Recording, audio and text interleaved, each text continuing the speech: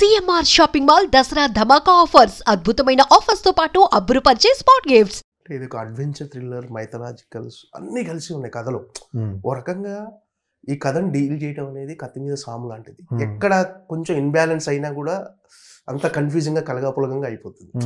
కానీ మీరు మాత్రం చాలా స్ట్రైట్ నారేషన్, అరటిపండు ఒలిచినట్టుగా ఒలిచి చాలా క్లియర్గా చెప్తూ వెళ్ళిపోయారు.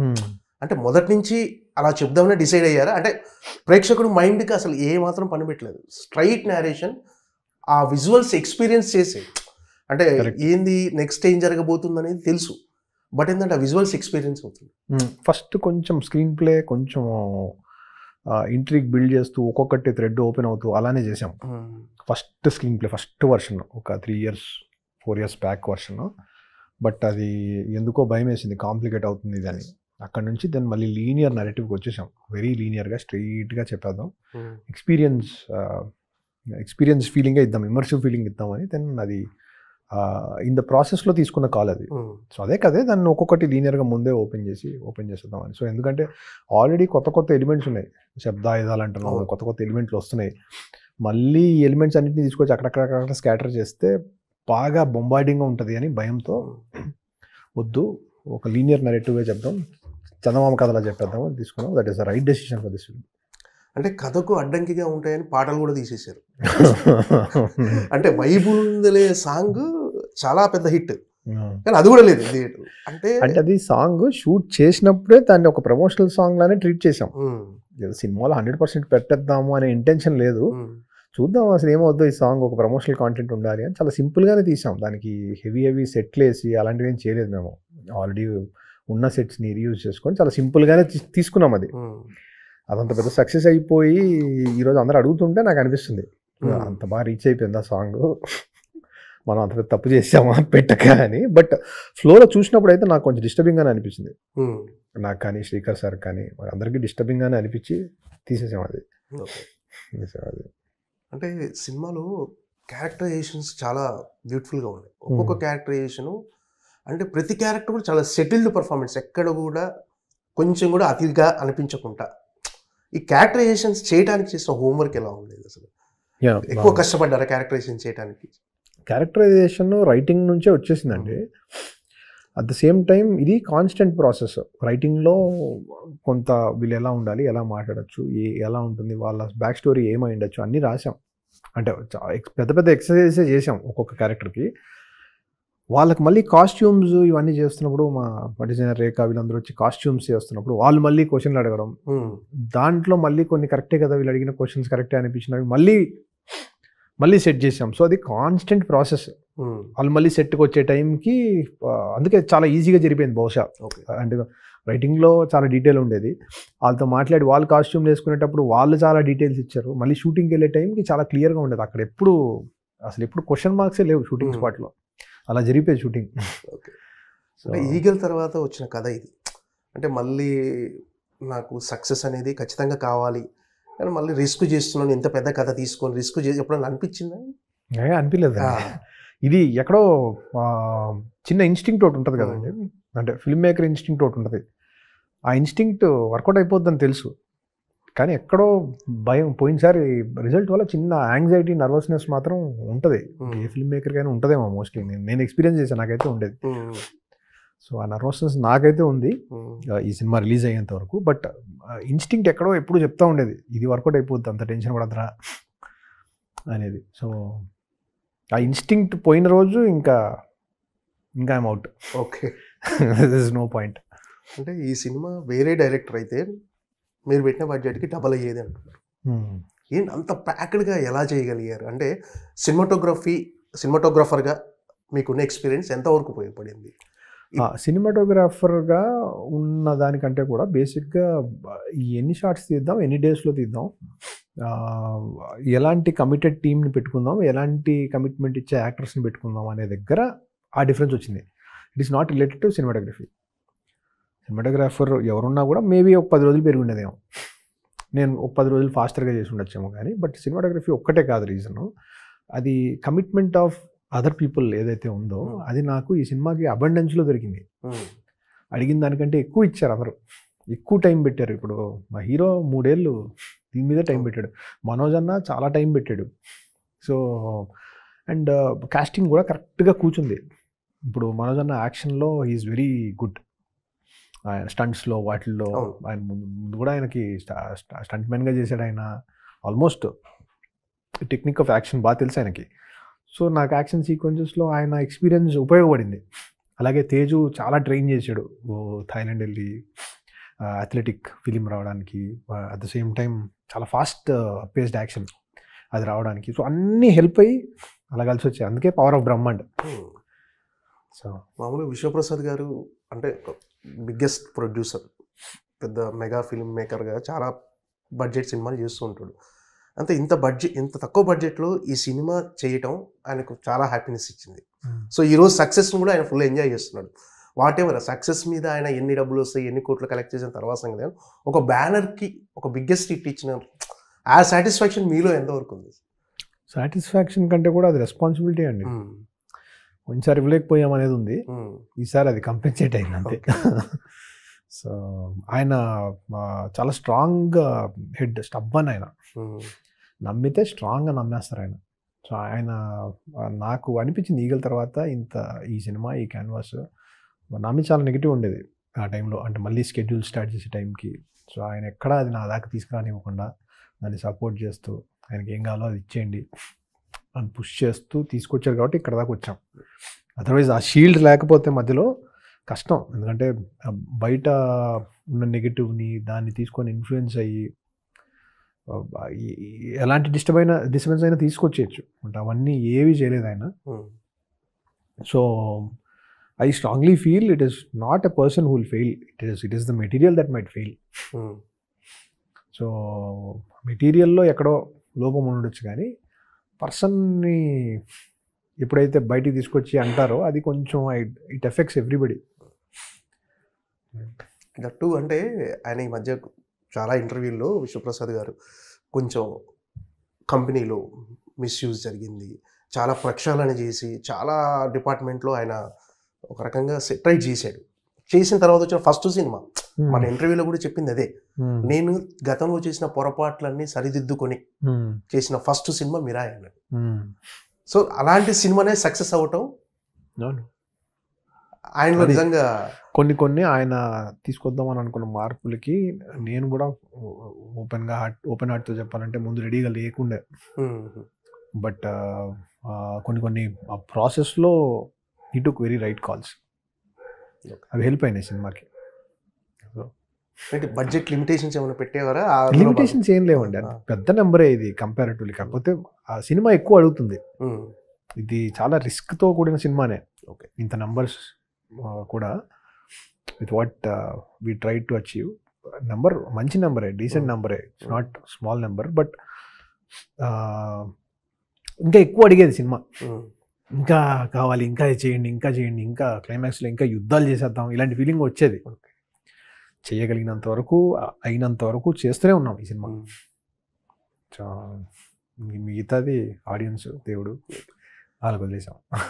పాన్ ఇండియా రిలీజ్ అనేది ఒక ప్రెజర్ ఉండేనా పాన్ ఇండియాలో?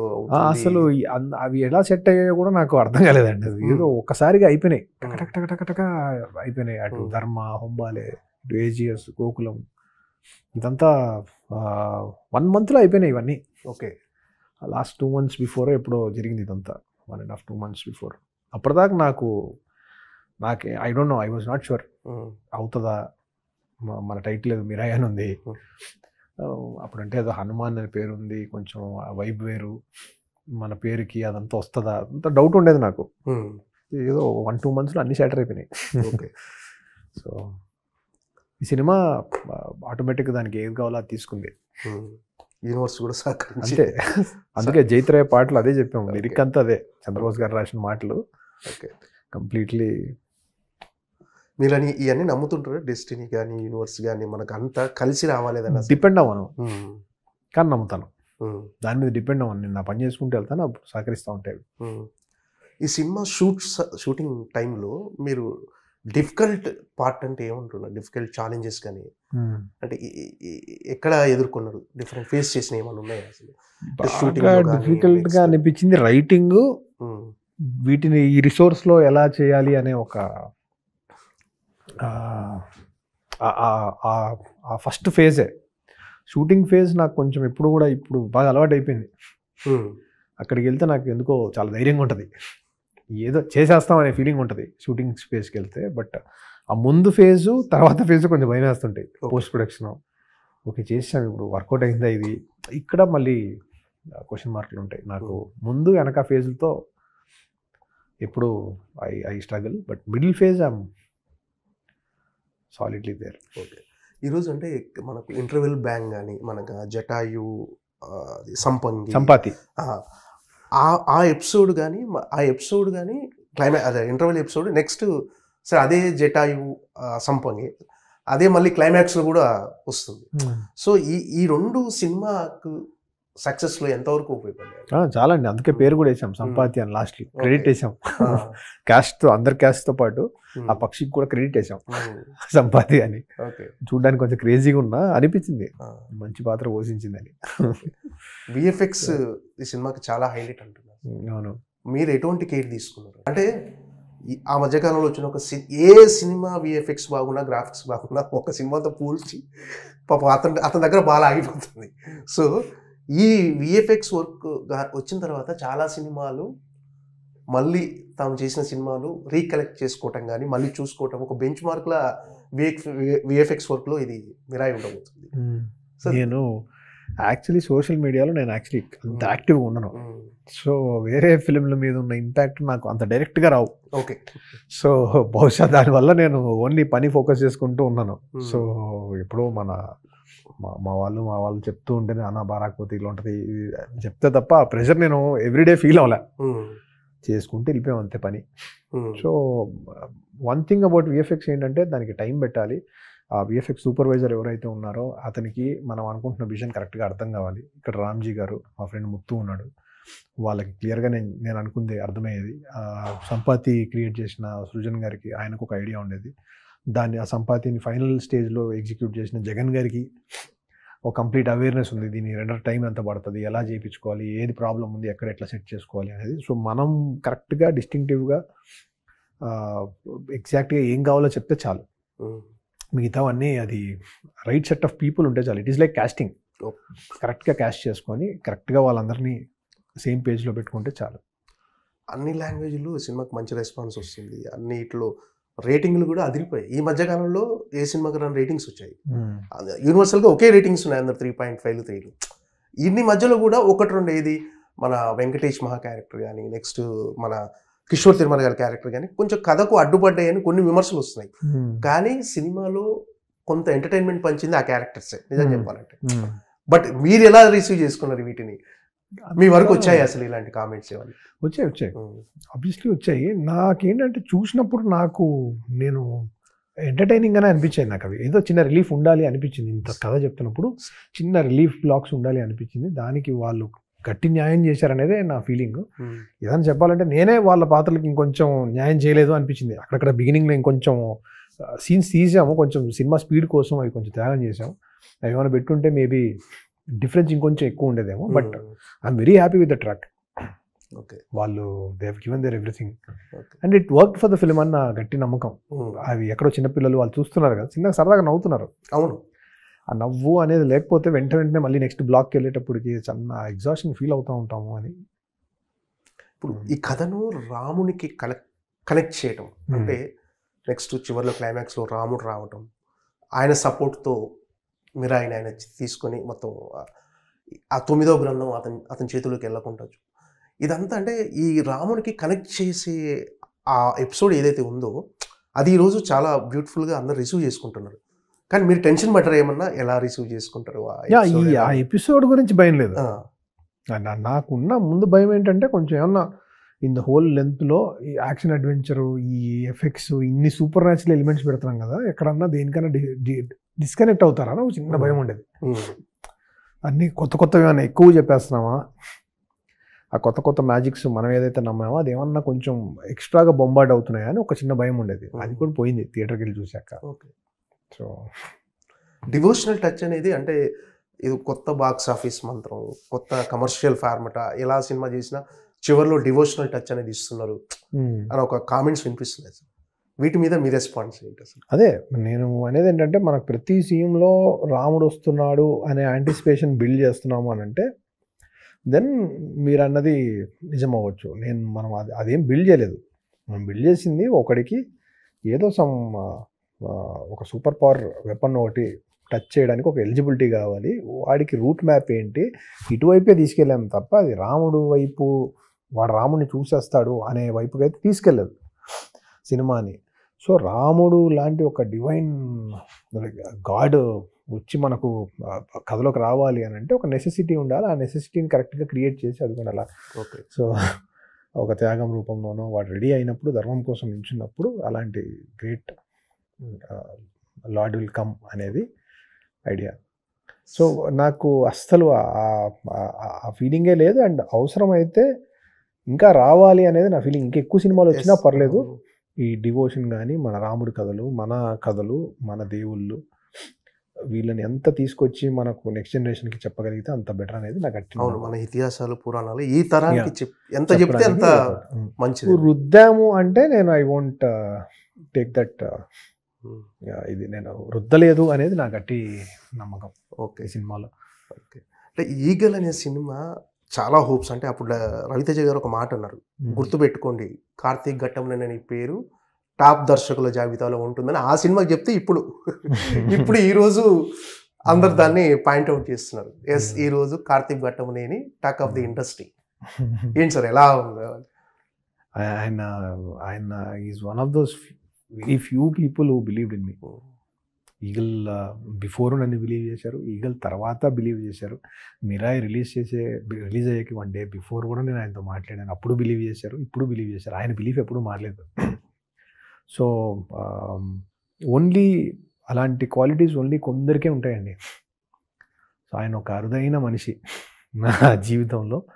సో రవి గారికి ఎప్పుడు నాకు స్పెషల్ స్పేస్ ఉంటుంది. నేను రవి గారితో ఎట్టి పరిస్థితుల్లో ఎప్పటికైనా మంచి సినిమా చేసి 100% we will make it work. Phone చేశారా రవి గారు ఏమన్నా మీకు? రవి గారు ఎప్పుడు నా వెల్విషరే. ప్రభాస్ గారు వాయిస్ ఓవర్తో కథ చెప్పడం అనేది ఎంతవరకు ప్లస్ అయింది సార్? ప్రభాస్ గారు 100% ప్లస్ అండి. Super star voice over sir. అది సినిమా లెవెల్ని అలా ఒక 3-4 steps పైకి తీసుకెళ్ళిపోతాయి. సో అసలు చెప్తారా అనే ఒక సందేహం ఉండేది నాకు. బట్ ఎక్కడో ఫీలింగ్ ఏంటంటే ఆయన వెరీ హార్ట్ఫుల్ అని అందరూ చెప్తూ ఉంటారు. నేను ఎప్పుడు ప్రభాస్ గారిని కలవలేదు ముందు. అందరూ హార్ట్ఫుల్ అంటారు కదా, అడిగేస్తే పోలేదు. ఆయన ఈజ్ బిగ్ హార్టెడ్ మ్యాన్ కదా, చెప్పేస్తారనే ఒక ఫీలింగే. అడిగిన వెంటనే ఆయన వెంటనే పంపించండి అన్నారు. మనం 2-3 సార్లు మళ్ళీ కరెక్ట్ కూడా చేసి పంపించాం. అయ్యో వేరేది కూడా కావాలని అది కూడా చెప్పి పంపించారు. దీని గురించి నేను ఒకటి చెప్పాలి. ఆ సోషల్ మీడియాలో ఇరిటేటింగ్ ఫెలోస్ కొందరు ఏ వాయిస్ అది ఇదని రాస్తున్నారు. అంత ఇరిటేటింగ్ ఉంటుందంటే అంత పెద్ద స్టార్ వచ్చి మనకు వాయిస్ ఓవర్ చెప్పి ఏదో కథని ముందు తీసుకెళ్ళని చెప్తే వాట్ ఈస్ ద పాయింట్? అసలు ఎందుకు ఆ negative unnecessary things? So he has happily done it. Okay sir, eagle అనే సినిమా ఎన్నో ఎక్స్పెక్టేషన్తో రిలీజ్ అయింది. అది అనుకున్న ఫలితం రాకపోవడంతో మీరు డిసప్పాయింట్ అయ్యారా? అందునుంచి కోలుకోవడానికి టైం పట్టిందా సార్? పట్టిందండి, 100% పట్టింది. ఎందుకంటే ఈగల్ ఎక్కడో దాంట్లో చాలా ఎలిమెంట్స్ పే అవుతాయి అనే గట్టి ఫీలింగ్తోనే చేసాం. రవి గారిని షూట్ చేసిన ప్రతి సీన్ని నేను బాగా ఎంజాయ్ చేశాను. అండ్ రవి గారు కూడా బాగా ఎంజాయ్ చేశారు. ఆయన ఒక సటిల్ పర్ఫార్మెన్స్, ఆయన లుక్ అన్నిటి మీద చాలా టైం స్పెండ్ చేసాము. కొన్ని ఎపిసోడ్స్ని చాలా చాలా జాగ్రత్తగా ట్రీట్ చేసాము కమర్షియల్ రెస్పాన్స్ కోసం. ఎందుకో మరి అది ఐ డోంట్ నో. ఇంక ఇప్పుడు దాన్ని డయాగ్నోస్ చేస్తే రకరకాలుగా అనిపిస్తుంటుంది. బట్ చేయడం అనవసరం అనిపించి move on, what is the best అని ఇటు వచ్చేసాం. ఆ టైంలో మీకు సపోర్ట్ ఇచ్చిన వాళ్ళు గట్టిగా లేదు? ఫ్యామిలీ అండి, first family, then my team. Okay, ఈ టైమ్స్లో ఫ్యామిలీ సపోర్ట్ చాలా ఇంపార్టెంట్. ఎందుకంటే మనకు సెల్ఫ్ డౌట్ స్టార్ట్ అయిపోద్ది. దాంట్లోంచి బయటకు రావడానికి ఒక 1-2 months పట్టింది. లక్కీలీ ఈ సినిమాకి ఏమైందంటే ఇందులో 2-3 blocks బిఫోర్ షూట్ చేసాం. మీకు ఇంటర్వల్ తర్వాత వచ్చే సిద్ధక్షేత్రం బ్లాక్, ఒక 2-3 blocks బిఫోర్ ఈగల్ షూట్ చేసాం. సో ఆ బ్లాక్స్ చూసుకున్నప్పుడు ఇది వర్కౌట్ అవుతుంది, దీనికి సంబంధం లేదు. దాని మెటీరియల్ వేరు, దీని మెటీరియల్ వేరు, ఈ ఐడియా వేరు, ఆ ఐడియా వేరు. Let's not get confused. ఆ స్పేస్లోకి రావడానికి ఒక 1-2 months పట్టింది. అక్కడ నుంచి వెరీ స్ట్రైట్ ఇది. బట్ అది ఎప్పుడు ఏదో రూపంలోనో, నెగిటివ్ రూపంలోనో, మనుషుల రూపంలోనో, మనకు సినిమాకి సంబంధం లేని వాళ్ళ రూపంలోనో అది నా చుట్టూ ఏదో రకంగా వస్తూనే ఉండేది. వర్కౌట్ అవుతుందంట, కష్టం, ఇది వెరీ కామన్ థింగ్ అది. ఇంకా దానికి ఆన్సర్ ఓన్లీ సినిమానే ఇవ్వగలదు, ఇచ్చిందని అనుకుంటున్నాను. రానా చివరిలో రానా కనిపించేసి గోల్డెన్ మ్యాన్ సార్ ఏంటి సీక్వెల్ ఎలా ఉండబోతుంది? అందరూ రివీల్ చేస్తే ఇంకా పంచి ఉండదేమో, but very interesting idea actually. So Alchemy book నుంచి తీసుకొని చేసింది అది. సో అలాంటి ఒక ఆల్కెమిస్ట్ ఉంటే ఏంటి, అతనికి పురాణాలకి ఏంటి కనెక్షన్, ఇతిహాసాల్లో ఆయనకి ఏంటి కనెక్షన్ అనే దాంట్లోంచి తీసుకున్న ఐడియా అది. సో హోప్ఫుల్లీ జైత్రయాలో ఇమీడియట్గా ఎక్స్పెక్ట్ చేయొచ్చా? ఇప్పుడు టైం పట్టేస్తుందండి. సో రైటింగే 6 months to 1 year పట్టచ్చు, మళ్ళీ మేకింగ్ ఒక 2 years పట్టచ్చు, 3 years కూడా పట్టచ్చు. ఇట్ టేక్ 1-2 years అయితే, 2 years లోపు వస్తే చాలా క్విక్గా వచ్చినట్టే. Okay, I just hope. Sir ఎవరి కోసం కథలు సిద్ధంగా ఉన్నాయి? ఇప్పుడు pan India director Karthik Bhattam, pan India హీరోలు మన ప్రభాస్, అల్లు అర్జున్, రామ్ చరణ్. ఏం లేదండి, నా దగ్గర ఉన్న ఒక ఓన్లీ ఐడియా. చాలా మంది పాన్ ఇండియా హీరోలు రెడీగా ఉన్నారు. అది ఎవరి కోసం కథలు సిద్ధంగా ఉన్నాయి అసలు? అన్ని కథలు లేవన్నా, అవే 2 ఐడియాలే నావే. ఓకే, 2 ఐడియాలనే నీట్గా వర్క్ చేసుకొని. ఎవరు చెప్పబోతున్నారండి? ఏమీ లేదండి, ఇంకా ఇంకా జస్ట్ ఐడియా స్టేజ్లోనే ఉన్నాయి. అయితే తప్ప అవి ఒక ఫుల్ఫిల్డ్ ఫీలింగ్ రాదు. రైట్ అన్న, all the best. Thank you. Biggest block buster అయిపోయింది ఆల్రెడీ. సో మీ ఫ్యూచర్ లో మీరు చేసే ప్రతి సినిమా బిగ్గెస్ట్ బ్లాక్ బస్టర్ అవ్వాలని మనస్ఫూర్తిగా కోరుకుంటున్నాను.